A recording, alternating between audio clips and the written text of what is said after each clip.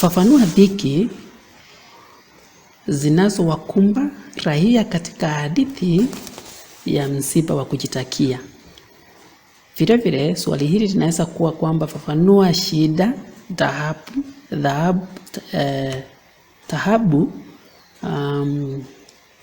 zinazowakumba wanamatopeni katika hadithi ya msiba wa kujitakia. Shida ya kwanza au taabu ya kwanza, dhiki ya kwanza inayowakumba ni ukosefu wa ajira. Raia kama vile machoka wamechoka kutafuta kibarua mchana kutwa bila mafanikio, kwa hivyo wana shida ya ajira. Kazi hakuna, hawana kazi. Machoka anapoenda kutafuta kibarua anatafuta mchana mzima, akiwa na njaa hakupata kazi. Njaa, machoka hajatia chochote kinywani tangu asubuhi kiasi kwamba matumbo yake kushindwa kuhimili makali ya njaa.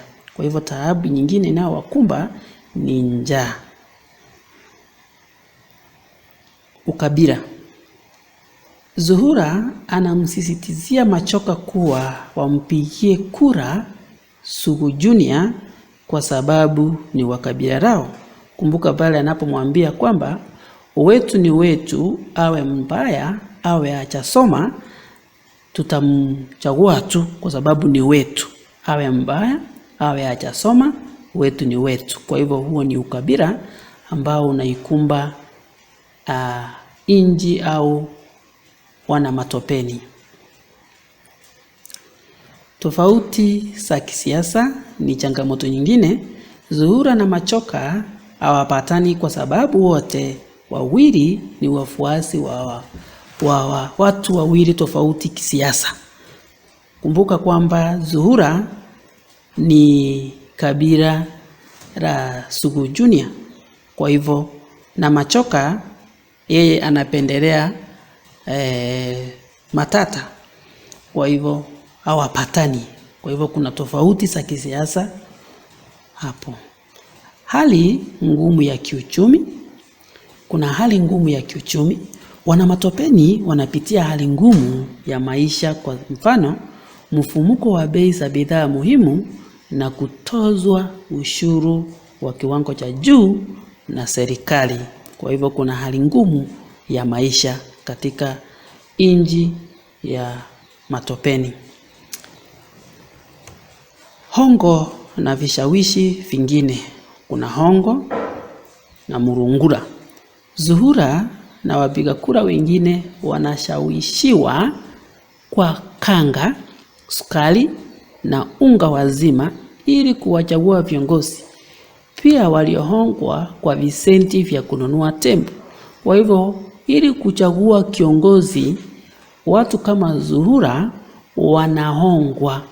Wanapewa sukari, wanapewa kanga na visenti vya kununua tembo ili kuwapigia kura. Kwa hivyo kuna hongo na murungura. Mishahara duni.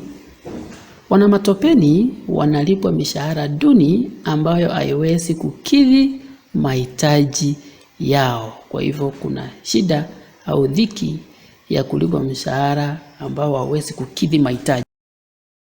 Kufungwa gerezani. Mzee Sugu Senior alifungwa gerezani na wakoloni kwa kupigania ukombozi wao. Viongozi wa kinasaba, huo ni ukabila tumezungumzia.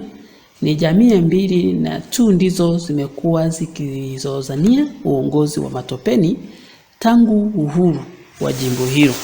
Kwa hivyo uongozi katika matopeni ni wa kinasaba, wa kijamii. Unaona walianza na Mzee Sugu Senior alikuwa kiongozi. Sasa mtoto wake Sugu Junior ndiye kiongozi. Kwa hivyo unaona kwamba ni uongozi wa kinasaba au kijamii. kura zinazopigwa kwa misingi kwa kikabila, hiyo tulisazungumza. Kwa hivyo kuna shida nyingine ya kupiga kura kwa misingi ya kikabila. Zuhura anampigia Sugu Junior kura kwa vile ni wa kabila lake. Wafuasi na wanasiasa tofauti hawapatani.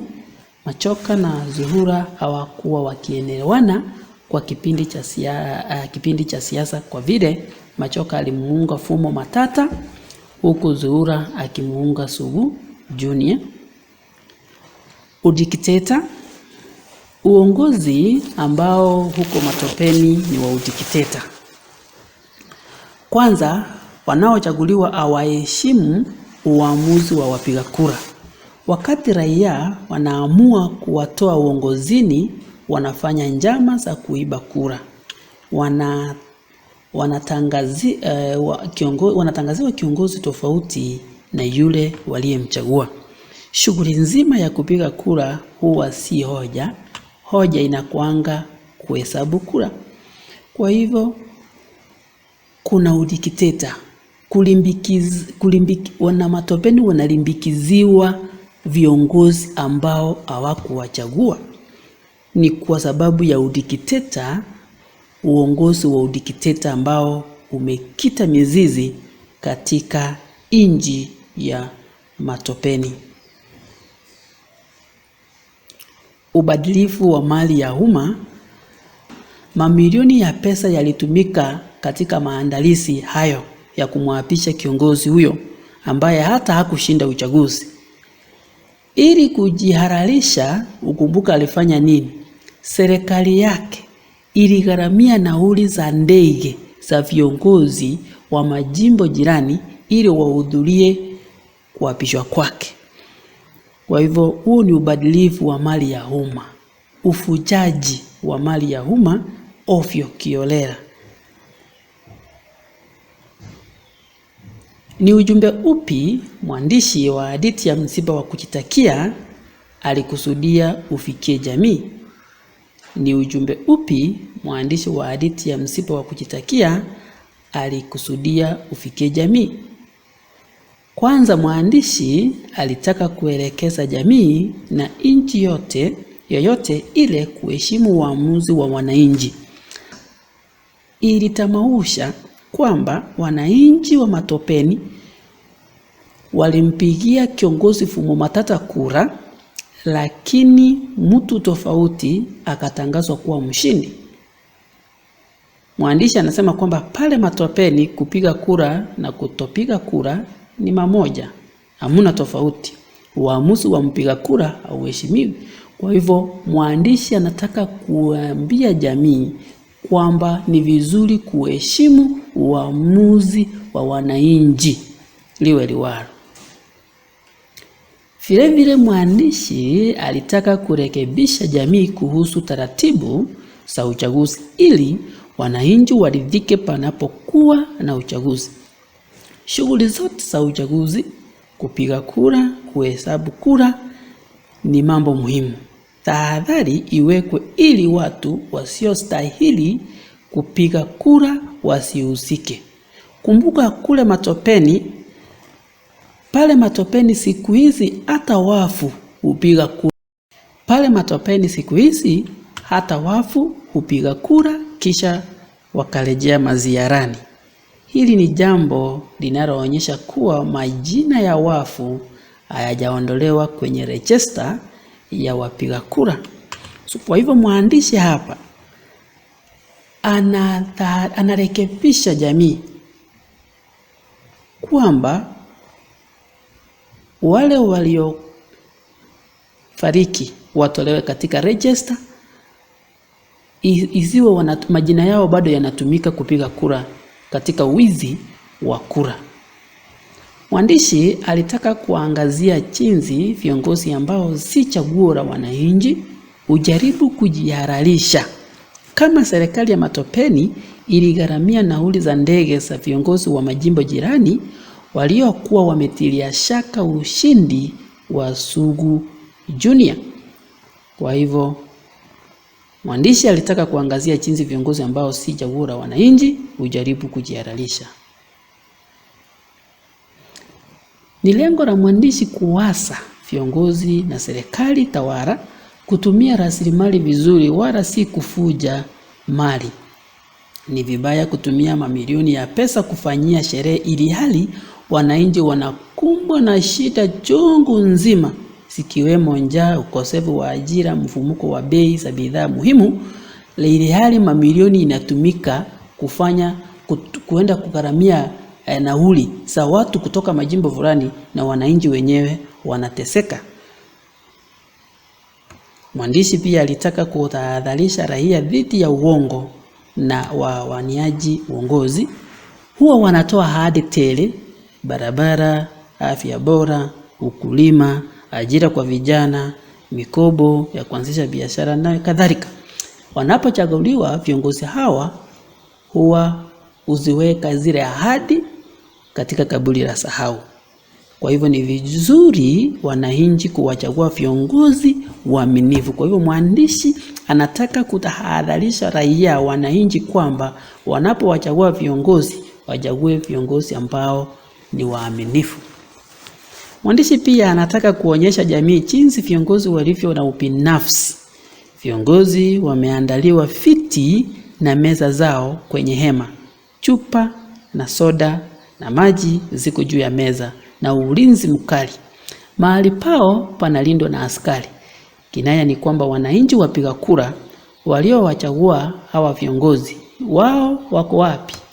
Wameachwa wazi kupigwa na jua na hata na njaa. Siku ile ya kuapishwa katika uwanja wa Mamboleo, wananchi walikuwa wanapigwa na jua kali, wana njaa, lakini angalia ubinafsi ya viongozi. Wao wamewekewa hema, kuna chupa za soda juu ya hiyo meza, kuna maji, kuna ulinzi mkali. Kwa hivyo huo ni ubinafsi wa hali ya juu. Kwa mwandishi alitaka kutahadharisha jamii dhidi ya ubinafsi wa viongozi dhalimu. Mwandishi alitaka kuonyesha kwamba kilicho na mwanzo hakikosi kuwa na mwisho. Hatimaye wananchi waligundua wamekuwa wakichezewa, wakinyimwa viongozi waliowachagua. Walisusia kwenda uwanjani Mamboleo, ishara ya kutoridhika na uchaguzi.